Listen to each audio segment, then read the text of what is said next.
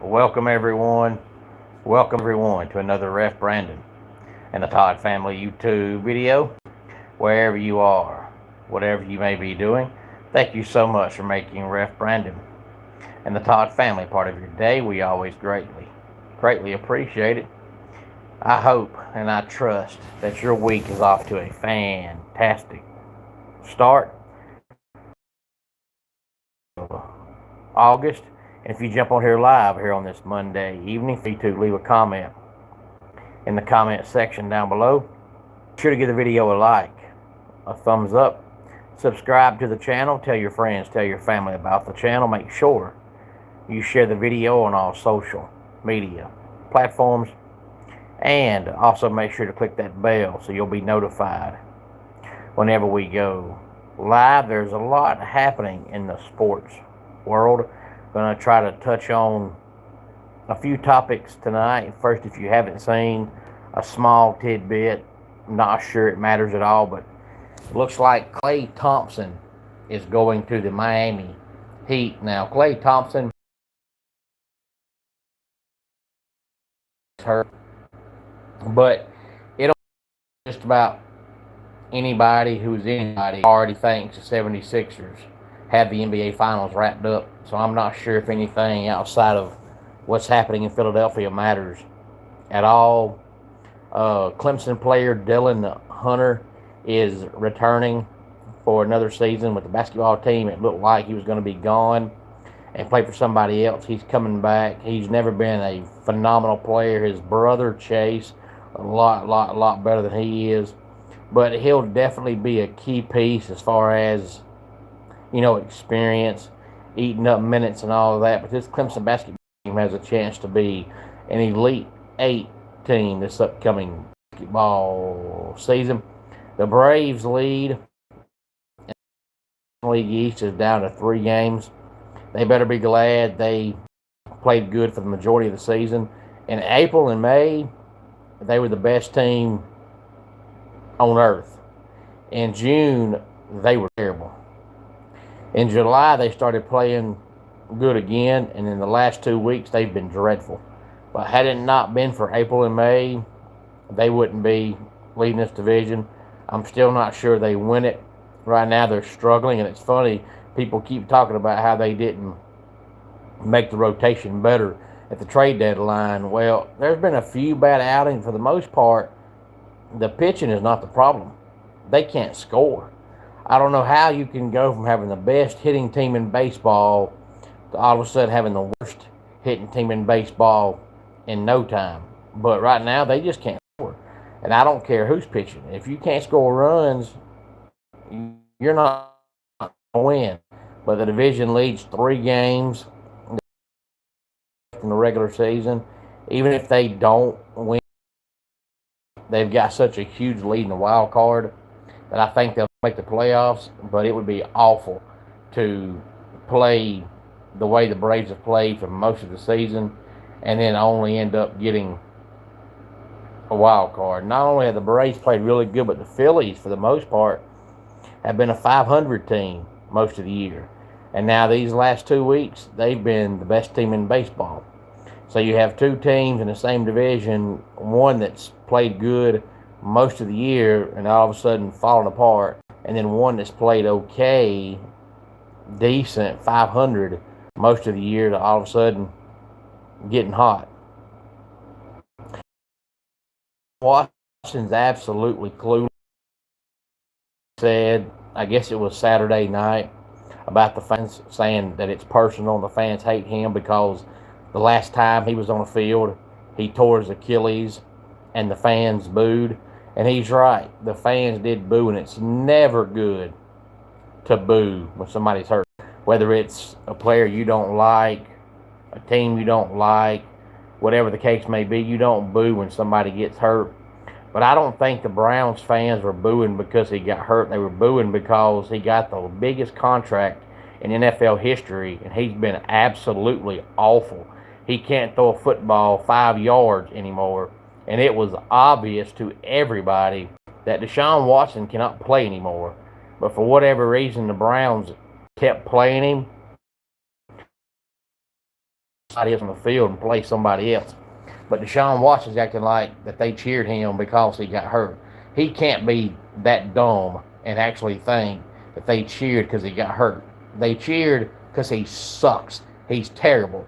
If the Browns cut him tomorrow, nobody in the league would sign him. I don't care that he's 30 years old, going to be 31 in a couple of weeks. His birthday's in mid-September. He hasn't been good in 5 years. I don't know what happened, but I don't know if it's the injuries, the off-the-field stuff, a combination, or what. But he plays like he's 75 years old.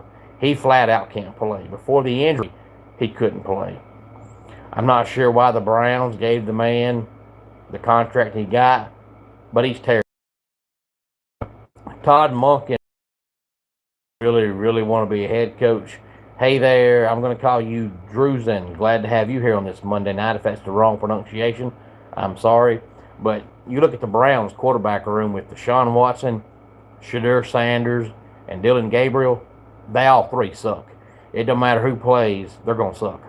So there's no way the Browns can be any good. And they've actually built a decent team away from that spot. They've got a few key players in key spots. But when your quarterback room is Deshaun Watson and Shedeur Sanders and Dylan Gabriel, you suck. So Todd Monken must really want to be head coach, because there's no way anybody else would have taken that job as bad as they are. Now, Deshaun Watson was named starting quarterback only because if you don't name him starting quarterback, first of all, I wonder why you're paying the guy that kind of money to be on the bench. Second of all, I think you can still hold out hope that we see Deshaun Watson glory, because, you know, he was great in high school, great in college, and was good about the first 3 years in the NFL, and then that was it. So Deshaun Watson can be great. That Dylan Gabriel or Shedeur Sanders, they're pretty much the same player. They're both short, they're both fat, neither one can throw. The only difference is one's left-handed, one's right-handed, that's it. But they're younger than Deshaun Watson, so if Deshaun Watson struggles, you can say, okay, let's go to the younger guy. But if you start Shedeur Sanders and he struggles, and everybody knows Deshaun Watson sucks, well, you're getting excited about a younger guy coming off the bench, even though Shedeur Sanders cannot play. But it don't matter who plays, they're going to be terrible. But Deshaun Watson can't be dumb enough to think that he got booed because he got hurt. He got booed because he sucks.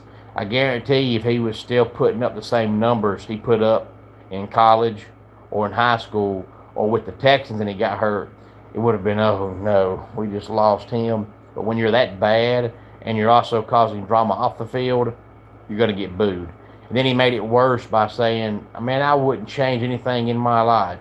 You dummy. Look at all the trouble you caused off the field. How can you come out and be stupid enough to say, I wouldn't change anything in my life? He is absolutely, totally, 100% clueless and out of touch. I didn't know anybody could be that out of touch, but he proved me wrong. And as far as the NASCAR world goes, we had the Dollar Tree 301 yesterday. Now we only have one more race to go in the regular season. Ryan Blaney came home with the win. Darrell Wallace Jr., Josh Berry, Christopher Bell, and Kyle Larson. 6 through 10, Ty Gibbs, Denny Hamlin, Tyler Reddick, Ryan Preece, and Noah Gragson. And Denny Hamlin's all but won the regular season championship. And tomorrow night I'll be at Rock Branch Baptist Church in Elberton, Georgia, with Hope Championship Wrestling. 7 o'clock is bell time. It'll be a regular independent wrestling show, but Lexer and Nikita Koloff will be there to take pictures, sign autographs, and whatever else you may have them do for you. Love to see you there. 7 o'clock, bell time. Hey there, Keveron. Glad to have you here at Rock Branch Baptist Church in Elberton, Georgia, with Hope Championship Wrestling. And NASCAR this week, it's the Coke Zero Sugar 400 from Daytona, Saturday night at 7:30 Eastern time. And I mentioned this in one of my videos last week, how dumb it was. But with the way college sports are going, it shouldn't surprise anybody. But we had our first player who is going to be cut by the NFL team. He's going to go back to college. He's going to be on the SU football team. And it brings up a few questions. And one is, you know, he was in the NFL. He got cut because he's not good enough. So he goes back to college. You know, the NFL is not going to have a rule against this because it's never happened before. So when are they going to come out and tell us what it is? But does he go back into the draft next year to be drafted again? Or does he go back to the team that drafted him? Or is it like professional sports where he just becomes a free agent? And as soon as the college season ends, his name just goes into a hat and, you know, people offer him money and he signs with somebody. Hey there, Eddie. Glad to have you here. I'm curious, you know, what the ruling is, because I know the NFL is not going to have a rule about it because it's never happened before. And Eddie, this started, I guess it got brought up probably about 2 weeks ago, but it's probably been in the works for a while now, because ever since the colleges and universities decided to start paying players, we've been going down this road, and it's getting worse and worse and worse because the NCAA keeps trying to step up and stand in and say, you know, these things ain't happening. You know, we're not going to allow this. We're not going to stand for this. And then these college kids all get together. I want to say I heard there was either 16 or 19 one day last week that said, you know what, if we don't make the NFL team we're on, we're going back to college and we're going to sue to get our way. And that's what they did. They found one judge that said, oh, yeah, sounds good to me. And this is what happened. And this guy probably won't be the only one. But right now, it's only the class of 2022 that's getting an extra year of college. But to me, once you go to the NFL, you should not be able to go back to college. But the thing is, these judges are giving these players what they want.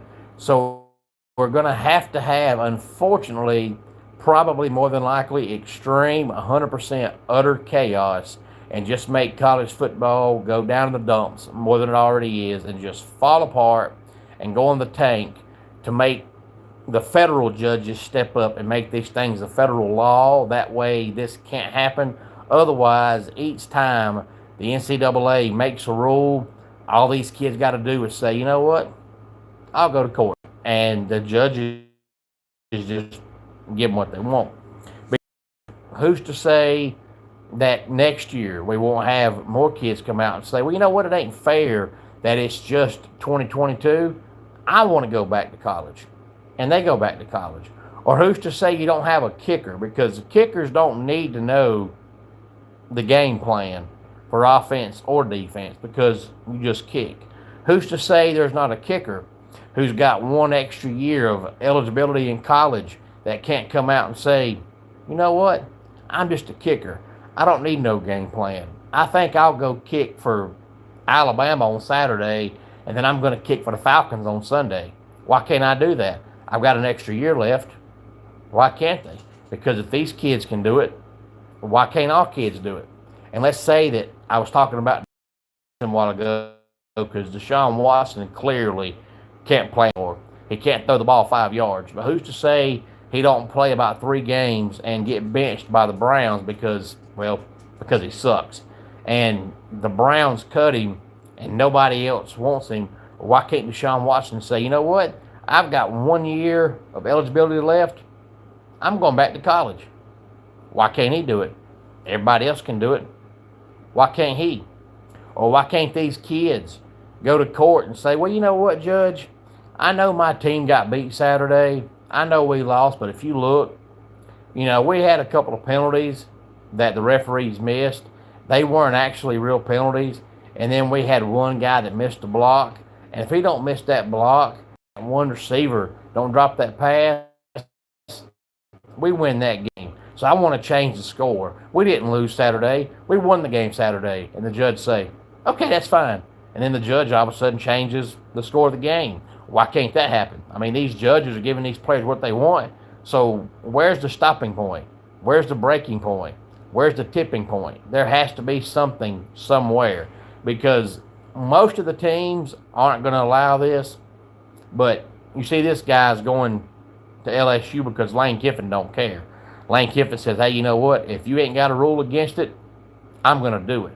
But I look at the LSU roster. More than likely, you're probably going to have some guy that would used to be called a walk-on. Now we no longer have walk-ons, but somebody that's at the bottom of the bench that's not going to play, that's there because, you know, they live 10 minutes from the campus, or their mom went to school there, their dad went to school there, that's probably going to lose, you know, their scholarship over this. So, of course, you hate to see that. But if I'm the LSU tight end, and I have thought all spring and all summer that I'm the starting tight end, and now I find out with 2 weeks to go before kickoff that I'm now the backup, I'm going to be pissed. I'm not happy about that. Now, 95% of teams and coaches wouldn't do this, but you've got guys like Lane Kiffin, and if Brian Kelly was still around, he'd be on board as well, that are going to be completely okay with it because they think it makes their team better. They don't care what the outsiders think. They don't care what the fans think. They don't care what the media thinks. If it makes their team better, they're fine with it, because LSU fans right now are going to say, we've done that. But I promise you, if LSU win a national championship, not one fan would care. But the sad part is, these coaches like Lane Kiffin will say, man, I'm looking out for the betterment of the player.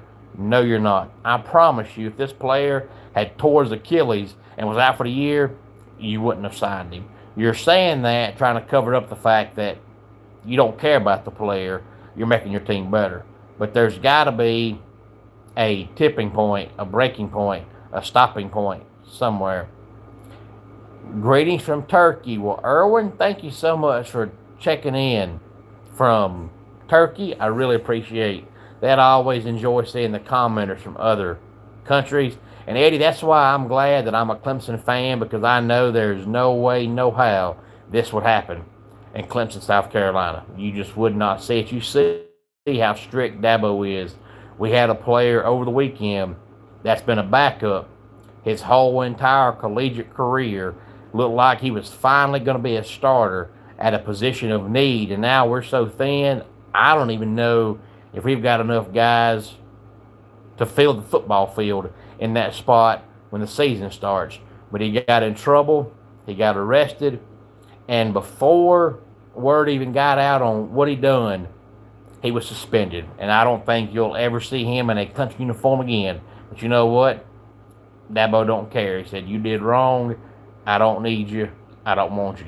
And that's the way all coaches should be. And that's why I'm glad I'm a Clemson fan, because the fact is most coaches don't care, and they don't care as long as they think you can help their team.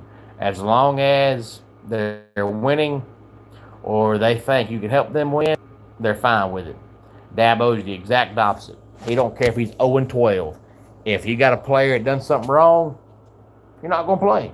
And that's the way it should be, because that's what leads these kids to entitlement, because they never get punished their whole entire life. Well, as long as Dabo's at Clemson, that ain't going to happen at Clemson. It's hard Turkey, my friend. I wish I could live in America. Well, Erwin, save up some money, and maybe one day you could live somewhere in America. I don't know if you've ever been to America, and if you have, what parts or what part, but save up money now, and hopefully one day before it's too late, you can live somewhere in America. But in the meantime, you can subscribe to the channel and make sure to click that bell so you'll be notified whenever we go live. Eddie, you're right, and that's why I'm so happy, because of the fact that there's not many left. Most coaches will do whatever they got to do to win. But when Dabo says, hey, I'm not worried about winning, I'm worried about these guys' future. I'm worried about life after football.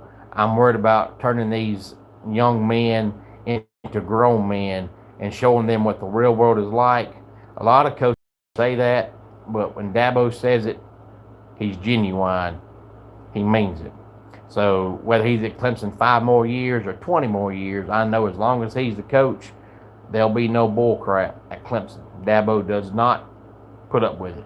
I remember when Sammy Watkins came to Clemson years ago out of high school. I want to say it was his freshman year, but it might have been his sophomore year. He got in trouble in the offseason and got a 2-game suspension. And I want to say one of the 2 games that year was like LSU or Auburn or Georgia or, some really good football team where you knew, oh no, Clemson's going to miss him.